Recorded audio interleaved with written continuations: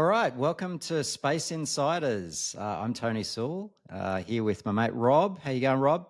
I'm doing great, Tony. We're here for actually our summer series of episodes at the moment. So Rob and I are taking a little bit of a break through July, but we've lined up a couple of really good episodes, interviews that we've already conducted that we're going to be bringing to you over the next couple of weeks in July. Yep, really excited for these episodes over the summer, and I hope people really enjoy them. And if you do, make sure you provide some feedback and add some likes as well, because we really want to make sure that we're doing the right thing. We get people interested and engage in conversation. Absolutely. So this first one is pretty special.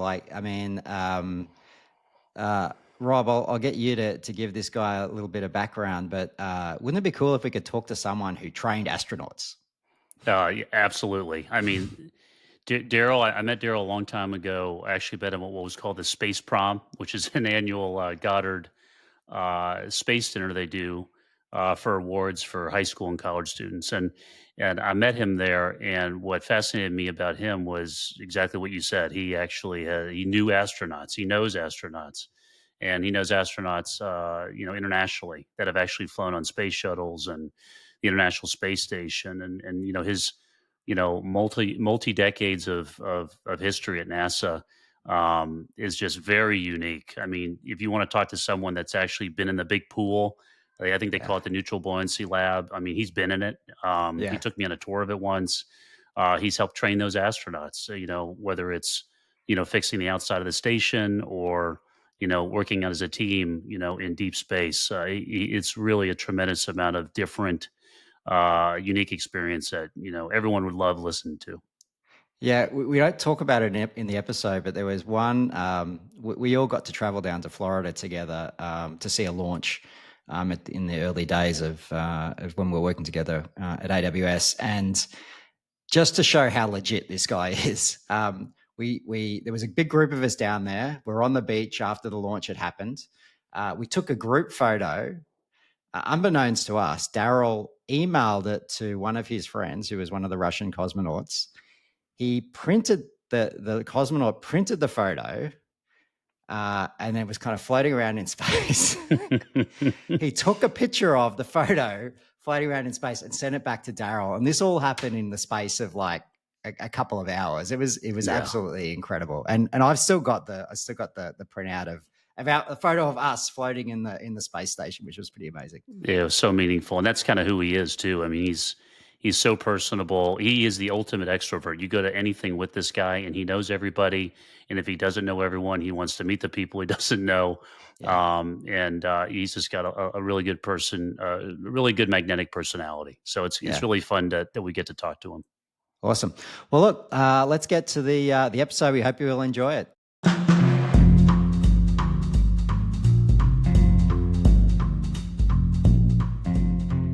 All right, welcome back. For this next guest, I actually think we probably should have a bottle of vodka here anyway. But Daryl Schuck, great to see you again. Great to see you too, Tony. It's been a little while, and it's great to reconnect with you guys. Yeah, Yeah, absolutely. yeah, Daryl, thanks for doing this. I mean, you and I have been friends for a long time, and it's I'm so excited to talk to you about this. And thanks for helping us, get the word out on, the crazy and interesting things that are happening in space. And you have such a very unique and niche background. We definitely are excited for people to hear about it. So really appreciate you joining. Well, thank you. It's good to be here, and I've had a lot of great. Yesterday was 36 years from the first day that I started at the Johnson Space Center on June the 19th. I remember that date well Oh, because wow. Wow, that's amazing. yeah, that I had to put that date on a lot of forms. What was the anniversary date with NASA when we filled out various forms for HR or whatever it might be. So that date sticks with me. So Oh, that's hard, awesome. hard Well, to- that's kind of where we wanted to start, Daryl. I mean, your background is so unique, and it's not every day that folks get to speak or hear from someone that has actually been in in the operation, in the sort of the mission control room. I think like you've been one of your first roles back in 1989 was as a flight controller in mission control. Just what was it like being part of history? I mean, and what are some of the most memorable things from you from those early days? Well, it's when I got there, it was 20 years. In July, the July 20th was the 20-year anniversary of the lunar landing. And so that seemed like a million years away ago when I arrived. It was, 20 years was a lot, being only 20 something at that time myself felt like a long time ago. Now here I am 36 years later, reflecting on that. It was amazing. I mean, and there was still a lot of the Apollo infrastructure and people were still around the center. I'd see folks like John Young in meetings. There were a lot of other Apollo flight controllers that were there, and the facilities were also very much Apollo. The old control Yeah, room that you see on uh, the Apollo days, those were still very much in operation. The stadium seating that they had with the big consoles, and so it really didn't. You felt the history there, but it was just kind of still the standard order of operations that were happening there were just like they were with Apollo, the same systems, the same consoles, and I didn't really, I knew I was part of something big, but looking back at that, I really had a chance to get a feel for what the Apollo, the lunar landings and stuff, and where those facilities were done, and how they were done. So it was an amazing time to start, but how things have changed since then. So it's we'll so probably get. yeah. So our listeners probably don't know that the three of us actually worked together. We were all sort of part of the first the founding group of the aerospace and satellite business within AWS. But like, still one of my favorite memories from our time together was an offsite we did down at Kennedy Space Center, and getting that we had an official tour of the Space Center, the museum, and but Daryl was running this little sort of side tour, sort of giving us the inside view. Uh, and like one of your specializations, Daryl, was in EVA, extravehicular activity, spacewalks. Mhm. And you ultimately became an instructor and flight controller specializing in that. Can you tell us a little bit about why that is, I guess, such a special sort of area to work in, and what are some of the risks that astronauts face? We had an interview with I think it was Jana Spruce who worked with Rockwell, I think, as a part of some Hmm. spacesuit design. So that was kind of cool. But yeah, we'd love to hear a little bit some of your thoughts on it. Well, when I got in, and I started out as a very mundane job doing I was managing a book of it was flight procedures of the flight data file, and I happened to get the book that nobody wanted. It was called Contingency EVA Operations, and it was the book that they would hopefully never have to pull out of the locker that had all the other books in it. But that was the contingency EVA operations. There were two suits that flew on every space shuttle mission, regardless, because if the doors didn't close, there were a number of different procedures they had to follow to go out and close them. So I took that book, and everybody said, "Have good luck, have fun. It'll never get used." But in doing so, I started talking to the EVA team. I mean, I was in a different organization, and had a lot of questions, was digging into a lot of the details in the procedures, and really wanted to understand it. I was supposed to manage that that book, and eventually they said, "You come over here a lot, but why don't you just stay?" And do you know how to dive? And I said, "Well, I can learn." So that's how EVA started for me. Um, and that we went right into the at that time we had a smaller pool called the weightless environment training facility, and that was a small pool that just fit the payload bay of the shuttle, and so very small pool, and started that's where I started. It was getting the crew prepared to use all the tools and follow those procedures, follow a pre-breathe protocol that was needed. And I was really more focused on the spacesuit side of it when I joined that team. That's how most newer folks came in. They would come in and start training the crews on the life support system and the display and control module on the front of the suit. And so that's where it started. And so I knew the ins and outs of the spacesuit, how it worked. I even built an expert system that we had deployed for a short while back when they called them expert systems. Now I think we call it AI, but that was to follow the telemetry of the suit. We would look at probably 50 plus parameters per suit, and there was different alarms and things that you could see, but the idea was is to automate that, and we did prove it did work better. And I'm sure there are tools like that are really being leveraged today. EVA is very important. It was very important in those days in those contingency scenarios. But what I saw it do over the course of my time, 18 years at NASA, was it went from kind of a phase support specialist that was only called on for a bad day to really a capability that went up to the forefront to service the Hubble Space Telescope, but then more importantly, the space station assembly. And so we started with some early detailed test objectives or DTO missions, and then transitioned into the actual what we called a wall of EVA. There was all these EVAs that had to be done, and you can look up how many that there were. But I was involved closely with STS-92. That was the 3A mission where the Z1 truss was delivered, and that was the first small truss that preceded all the other large trusses that came. So, What's a trust? Trust thing. It's a trust thing. Yeah, what's a truss? Well, so in this speak, what's a truss?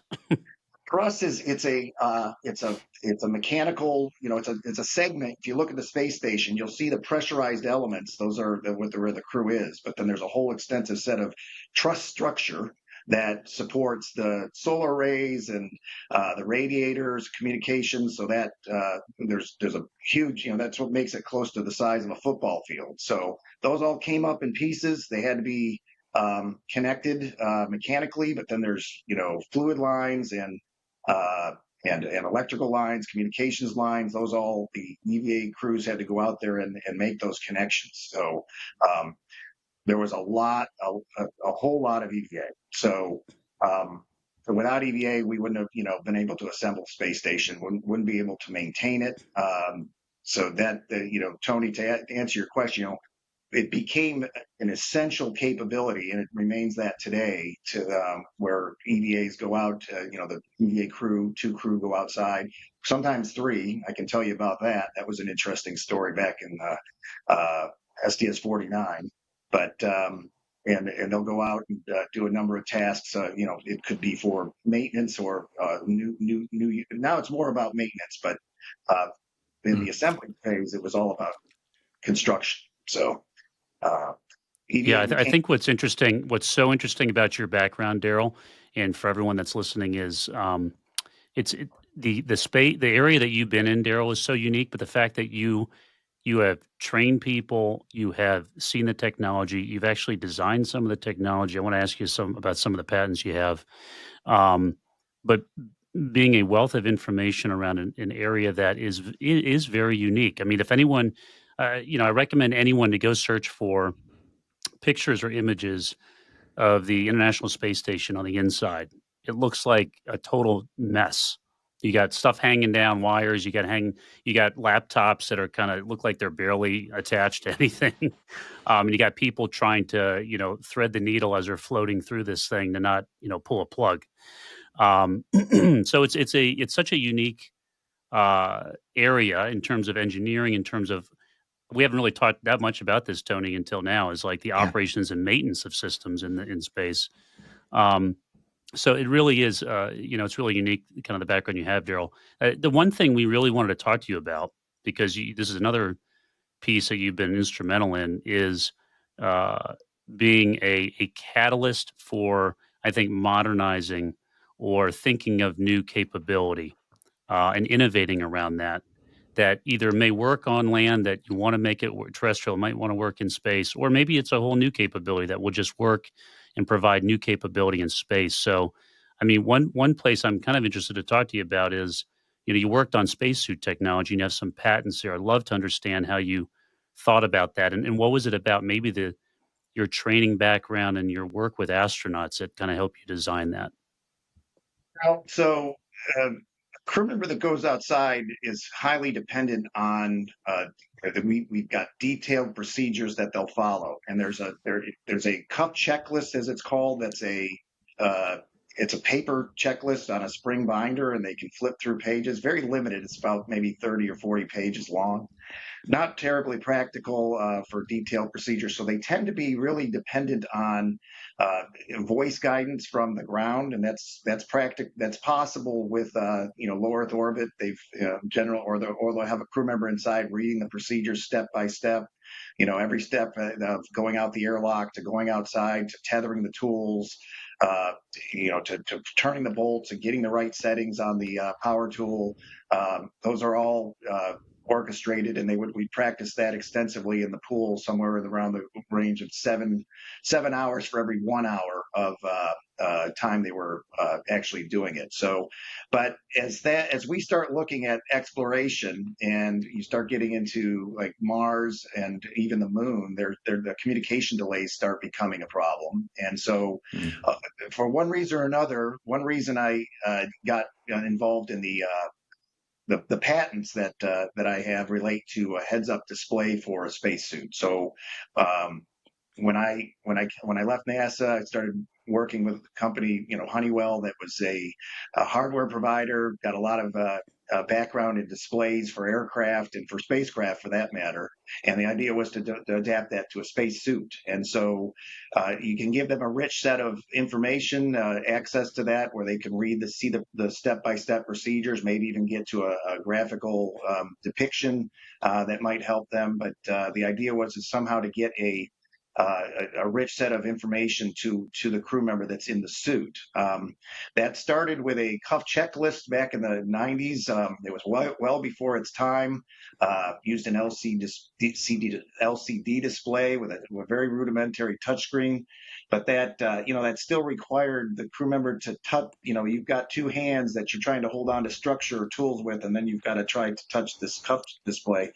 So the heads-up display was where we started really digging in, and we went to field testing and tried different things like see-through displays. If everyone's things like Iron Man or those kind of displays where you see this idea where it's just blended onto the outside world, and Mm. that's been explored. But the focus we ended up on after field testing different concepts was a display that you could glance at, had a big eye box, and could display any kind of content, procedures, video, uh, pictures, and so that we thought enough of it that we pursued a patent, and there's actually two patents related to that I'm named for. So and yeah. Well, Daryl, I mean,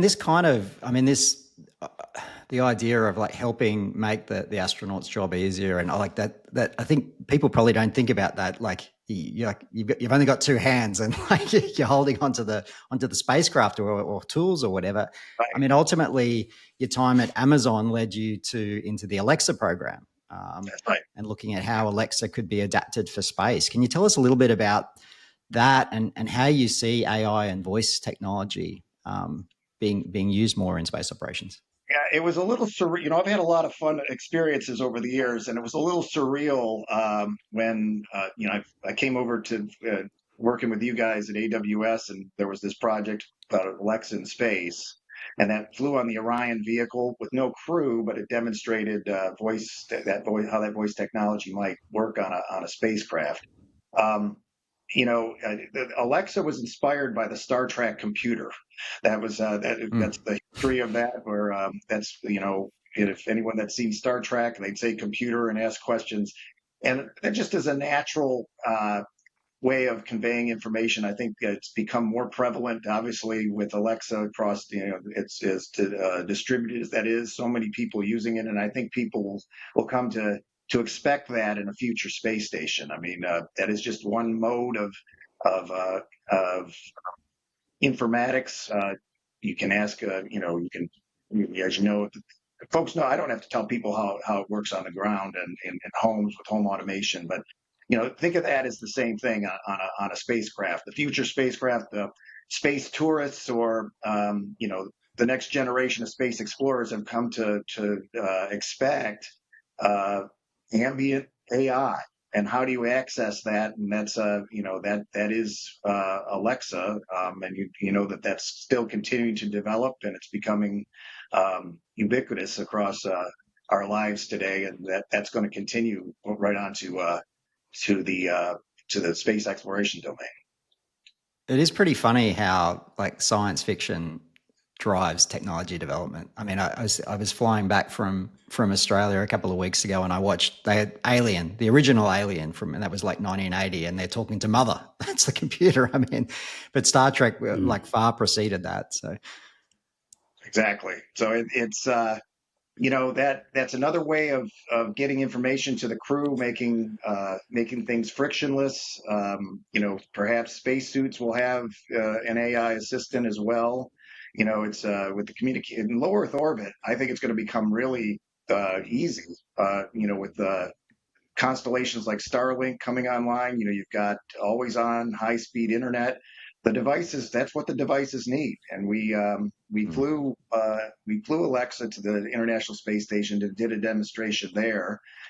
It was a little bit tricky to get the internet connection that was needed on that vehicle, because it's not quite the same internet connection you have at home. But you're going to see more of a home-like experience on the future commercial space stations.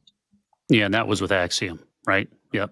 Yeah, that was with Axiom on one of their so the X2 and AX3 missions. I think we Right. saw fly. I think that Yeah, was it was fun to work on that with you. I mean, that was really fun. And on that topic too, Daryl, with I think Tony was getting into this too with Alexa and more maybe providing astronauts with more maybe normal technologies that they use maybe terrestrially that they can now use in space. What is your opinion on? Because I know you've worked on a lot of projects like that with us around the hardware to software kind of maturation of technology as well in space. What are your opinions on that? Number one, maybe there's an example you can throw in that I'm aware of. And the other one is, how are you actually translating some of these thoughts into your new role as a director of human spaceflight at Honeywell? I think the example you're alluding to. I mean, when I came to AWS after being around hardware, space hardware providing and training and that kind of thing, I naturally levitated to the opportunity to see how we might expand the cloud to space. And so I think what you're alluding to is the snow cone that flew also with Axiom. Yep. The idea was to get an edge compute capability that was cloud enabled on the space station. I'm proud of that. As far as I know, it's still up there, and it's done a number of different. We went up there as a demonstrator, and it ended up staying on board. And Axiom's used that for some other interesting demonstrations. And I think that is the precursor for a much more robust data center in space. Just like AWS expands, via different regions. I don't know. We're up to 30 now or so, and regions around the world. Space could become that next region to address the workloads that are going to be needed for this new space economy. That's it's a pot ready to boil. I mean, with the CLDs coming online. I know there are plans for space data centers, and so this was a great starting point, I think, and a great early demonstration that I hope folks will look back at and say, "Yep, that was a stepping stone to that capability." And how are you translating that experience to where you are now? So so much is changing in this world. In this, it's such a dynamic environment. Honeywell is we've been involved with every every human space mission, and pretty well most of the other space missions in some shape or form. Everything from life support to data systems. We're on SLS and we're on Orion and we're on the Gateway in different shapes and forms. So a lot of solutions there. Um, Moving forward to the future of what's coming, a lot of commercialization. There's challenges to address the that market because it's not formerly known as cost plus programs that we built these exquisite solutions. Now we're challenged to adapt our legacy, this long legacy that Honeywell has, to this new market, and that is challenging. I've got my work cut out for me to try to adapt to the Axioms or Star Labs. They're Blue Origin.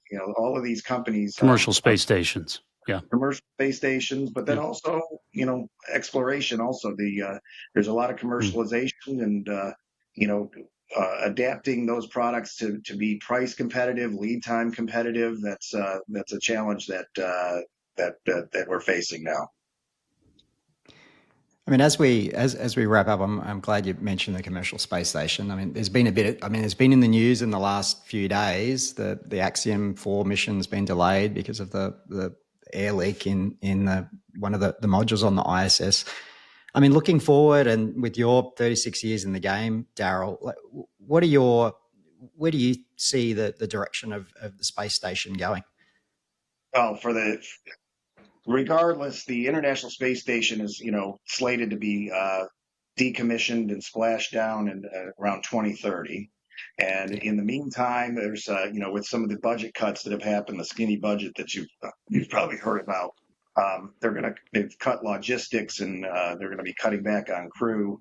So I think you're going to see a reduction, at least if that budget stands, there's going to be a reduced, they're going to start tapering off. I think it'll continue on to 2030, but that's only setting the stage for the CLDs, which are scheduled there's phase 2 RFP that's coming out later this year, and then a selection of, CLD, can you just, I'm for sorry, the audience? commercial LEO destinations. That's NASA's Cool. acronym Thanks. for the next commercial space station. That'll be an interesting, there's a lot of strong players, the Blue Origin and Orbital Reef, Axiom's is in that. Vast is another one that's merged, Star Lab, and they're all competing. It's going to be interesting to see how that plays out because, the way that the contract is structured, they're going to, the way it's, they're all going to put a proposal in. It'll be interesting to see how many get selected, and then perhaps multiples get selected and maybe they'll work together. That's just me kind of thinking forward to say maybe you'll have kind of an industrial office park with multiple players that have to work together.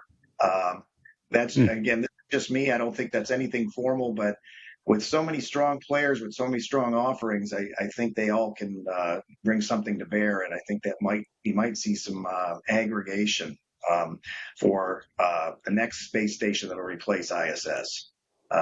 So stay tuned. It'll be interesting to see how that plays out. So, Daryl, thank you so much for being with us today. This has been fun. One of the things that we like to end the show with typically is a fun question that helps the audience get to know you a little bit better. So here's your question. So you obviously love to build things and you love to get your hands dirty. I've seen it firsthand, just working with you. Do you have any other hobbies that you really care about, you'd like to share with others? Well, getting my hands dirty literally involves, I would call it more a vocation than a hobby, but I'm an airplane owner and pilot. So I enjoy flying and flying regularly. I own a Grumman, it's an American General Tiger. It's a newer version of the Grumman Tiger. And that is a passion of mine that I enjoy. I enjoy flying the most, but I also enjoy getting my hands dirty when it comes time for annual maintenance or whatever have you. Making that machine work like it's supposed to is kind of important. But I'm but I'm also, we've got engine monitoring and navigation system on the airplane is modern. So I enjoy seeing having that technology infused into that airplane, and it's becoming more and more prevalent. It's amazing what you can put into one of these airplanes now, and it rivals. I mean, an autopilot. It rivals the. Rivals some of the big airplanes. To be honest with you, with some of the things that these small airplanes typically didn't have. So. Well, I've always said if I'm going to go up in a small plane and want to feel as comfortable as possible, I'll go up with Daryl because I know that he's turned the wrenches on this thing. The guy that's flying it is going to be just as concerned if he's the one turning the wrenches. Love seeing you, Daryl. Yeah, you're such a good friend. It's so fun to talk to you about these topics, and thanks for doing this with us. Really appreciate it. It takes me back to the good old days of when we first worked together in the aerospace and satellite business at AWS. Daryl was the first hire. Was the first hire. We met at the Goddard Space Prom. That's right. It was great that you could come on short notice. You know the story where we had some open seats and we were looking to fill them, and it turned out to be a really great evening, and that led to the time we had together, and I really took away some great memories and skills and experience from that. So and hangovers. Yeah, we didn't touch about the ceremonial vodka-induced celebrations that Daryl is known for. So that might have to be memorable. That might have to be on an episode 2 with Daryl Schuck. I think, Tony. What we didn't get into is my time in Russia, and I did spend 7 years as liaison there, and I'll just say I took away a lot of experiences there as well, and the International Space Station is still very much an ongoing collaboration with Russia, despite what's happening today. So on the ground here, so I'm proud of I'm proud of what I did during that time, getting some things done that enabled what we call bilateral EVA. And I'm pleased to see that we still have cosmonauts that fly on U.S. vehicles and astronauts that fly on Russian vehicles. So that's international cooperation is going to be fundamental to space exploration, the deep space exploration. So that'd be only the last note I would make is that that's a certainty. So looking forward to seeing how that plays out in the future as well. Yeah, and we didn't talk. That is a fascinating part of your background, Daryl, and we definitely should come back to that in a future episode. But thanks again, Daryl. Really appreciate you joining us. This was really good. We've got to get together again soon. I don't know where, but we need to work it out. And Rob, come on to Houston. You can fly in that airplane sometime. I'm excited to get down there. It's long overdue, my friend. Okay. If people want to get in touch with you and carry on the conversation, how should they get in touch with you? Look me up on LinkedIn. That's probably the easiest way. I'm out there. Awesome. We'll put a link in the show notes. All right. Well, thanks, Daryl, Rob, and thanks everyone for joining us. If you enjoy the show, we'd really appreciate it if you would rate us and even write a review. But until next time, we'll see you soon.